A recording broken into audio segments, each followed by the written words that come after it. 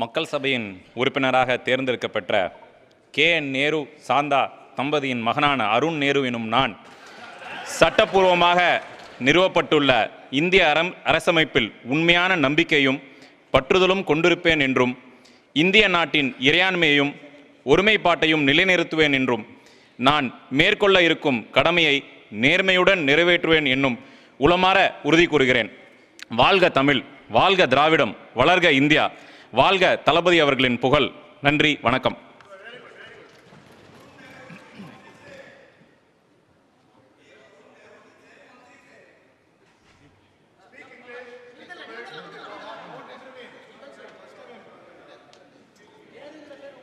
Shri M.K.